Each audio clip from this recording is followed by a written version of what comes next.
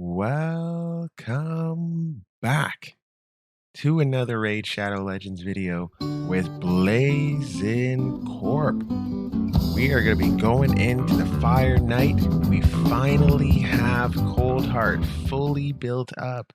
Oh my goodness. You know how long I've been wanting to have Coldheart for, and she is finally built up, 6-star, fully ascended, fully geared up, and we are ready to smash the Fire Knight. This is actually going to be the first time I'm going into stage 25 with this particular team here. So let's take a look at how this team is composed.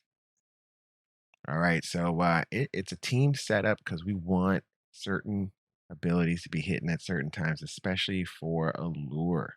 So we can see Deacon Armstrong and what he's bringing to the table. So good defense, okay attack, okay speed, crit rate, a little bit of crit rate, crit damage, and he's got a ridiculously high accuracy for what he needs. We're going to use him for his time compression, so that 15%, is it? Yeah, 15% decrease and 15% increase of turn meter.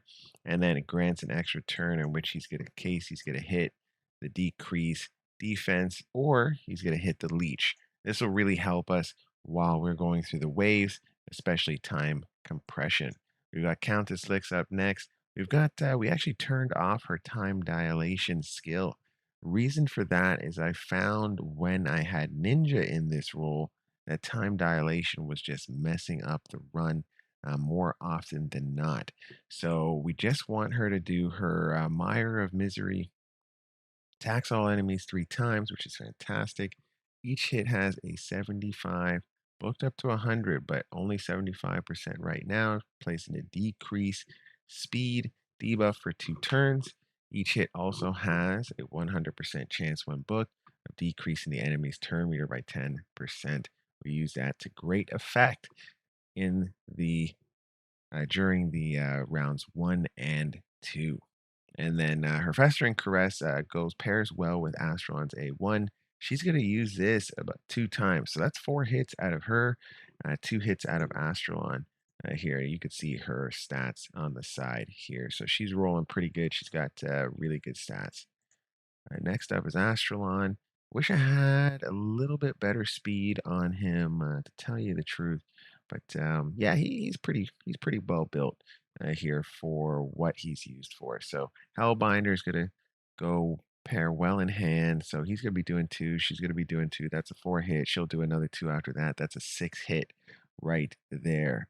Yeah, I just left his skills on. There's no reason to take any of them off. His Light of Sanctity is basically what we're going to use to get through the waves, stunning everybody. And then all the other pieces here are going to be turn meter control. So very, very control-driven team. You could probably use this team in the Doom Tower, to tell you the truth. All right, so we've got this is the main one. This is the main girl right here. She is the one who allows us to finish this level at 100% clip here. So we are looking at, let's see. So we're taking off pretty much everything except for the Psychic Whip. And then last but not least, we're going to do that when we come back next.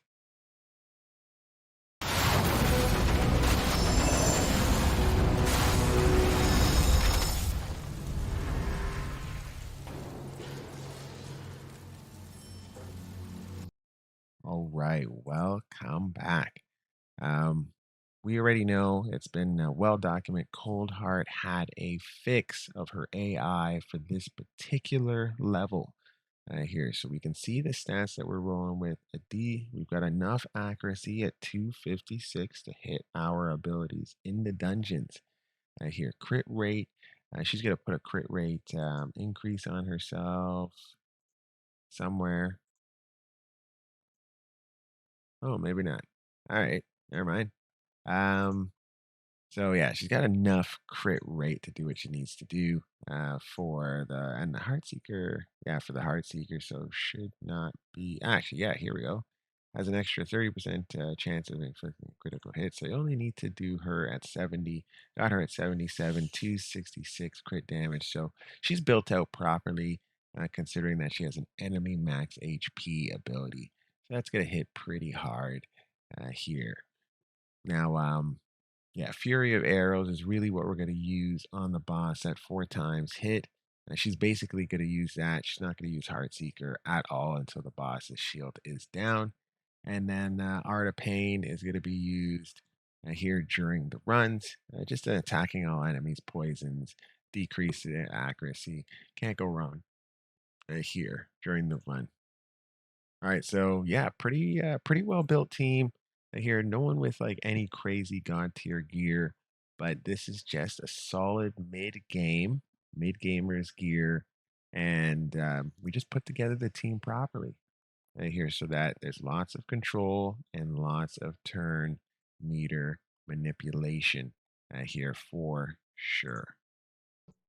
All right, so never a bad thing there. All right, let's give this thing. All right, so big thing here is going to be just rolling our abilities around and make sure our abilities are cooled down, or for the most part, so we can get into the stuns on the second round. It's time to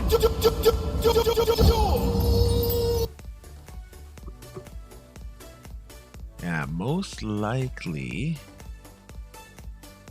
Yeah, we're gonna have to make sure our abilities roll around properly on the second round for sure, because we want to make sure we stun those ads. Otherwise, if they hit us, it's over for us here.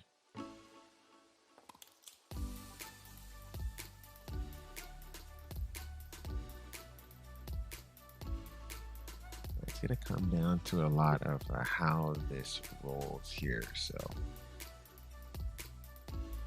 interesting conundrum. We might have to actually go increase speed. At least on stage 25. This works really well on stage 21. This particular comp, let's see how it works here on stage 25. Speeds are a little different here.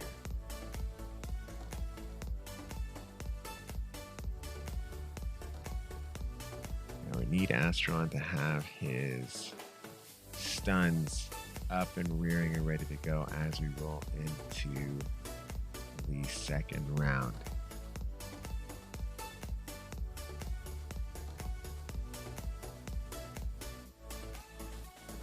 Alright, so we're going pretty good here so far. He should be using his stun ability on his next hit, yeah. So it's another 4 turns before he gets that. So that's 1.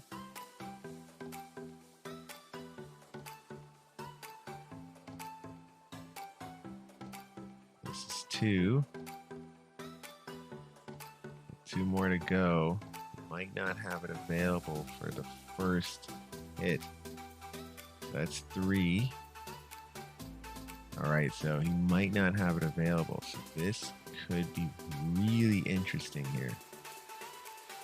We got to get a slow speed out. We need to. Hey, he's got it. Oh yes, yes. Go Astralon, bro. Go Astralon. All right, now we need to get some turn meter control rolling. Yeah, those guys are about to wake up. We want to make sure they're not taking turns as much as possible. Here, they take a turn and Coldheart will probably die. Here, her defense is not high at all. We've got no defensive champions in here that are going to... So we got slow speed out on mostly everybody. Stuns are coming and we should be good now here. Alright, fantastic. We've got to make sure Nithro doesn't take a turn here. Alright, so we're keeping pretty good on turn meter control. We really got to get back around to the stun, just to make sure that we're on point here. Okay, good. That's a turn meter control in. There we go. Stun him up. Good. Right followed by turn meter hits. This is fantastic. So yeah, no one should be able to take a turn, at least an offensive turn, during this particular run. It all lines up with Astron having the stuns in here for the most part.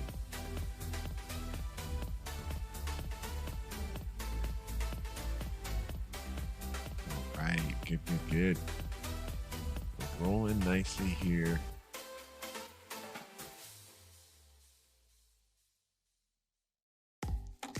All right.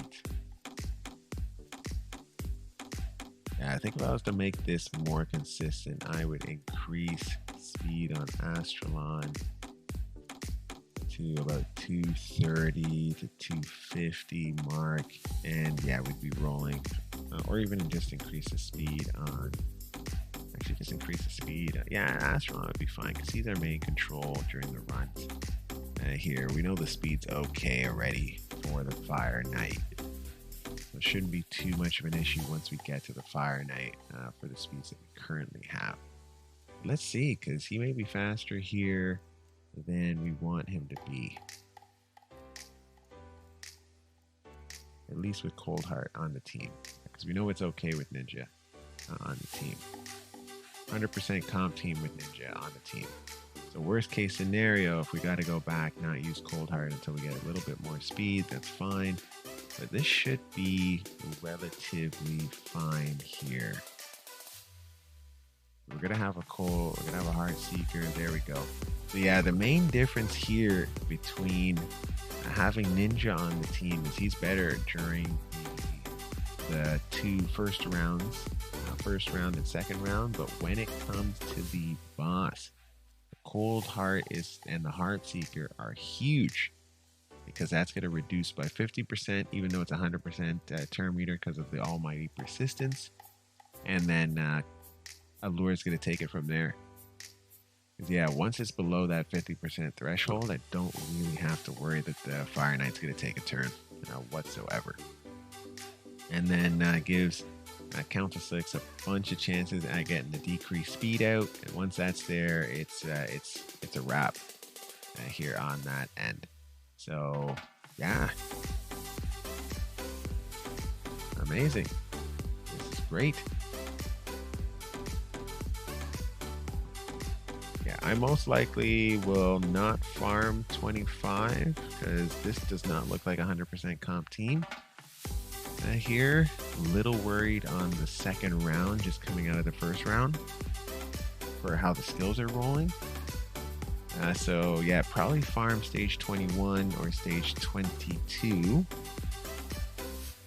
maybe even 23. But yeah, probably will not farm stage 25 with this team.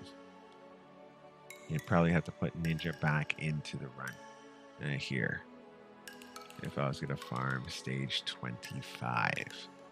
But hey, I've got a farm team for stage 25 if needed.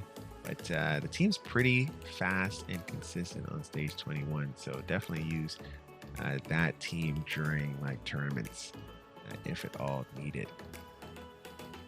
All right, fantastic.